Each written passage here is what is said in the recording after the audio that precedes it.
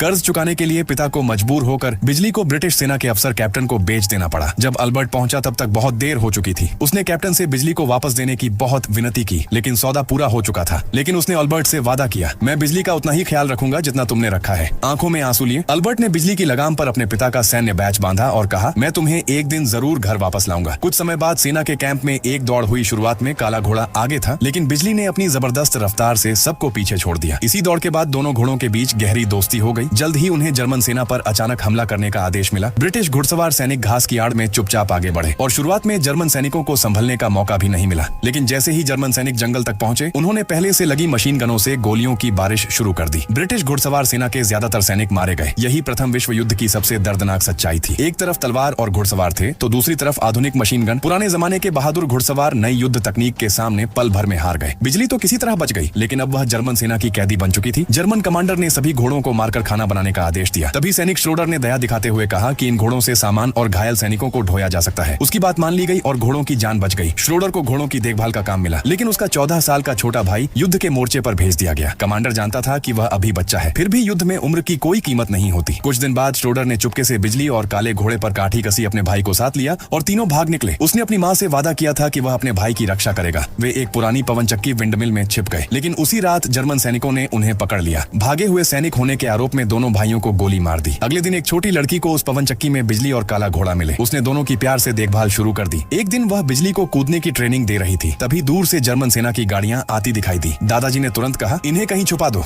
German सैनिक गांव में घुस आए और लूटपाट शुरू कर दी। जाते जाते अफसर धमकी देकर बोला, हम फिर लौटेंगे। कुछ समय बाद लड़की के जन्मदिन पर दादाजी ने उसे एक सुंदर घुड़सवारी की काठी उपहार में दिया। अब वह पहली बार बिजली की सवारी कर सकती थी। वह खुशी खुशी बिजली के साथ खुले मैदान में दौड़ने लगी और आजादी का आनंद लेने लगी। लेकिन शाम तक वह वापस नहीं लौटी। दादाजी घबरा गए और उसका नाम पुकारते हुए उसे खोजने निकल पड़े। तभी काला घोड़ा बेचैन होकर उसी दिशा में दौड़ पड़ा। जब दादाजी वहां पहुंचे तो देखा कि लड़की को जर्मन सैनिकों ने घेर रखा है। दोनों ने बहुत विनती की, लेकिन सैनिक दोनों घोड़ों को जबरन अपने साथ ले गए। इस तरह बिजली एक बार फिर युद्ध का हिस्सा बन गई।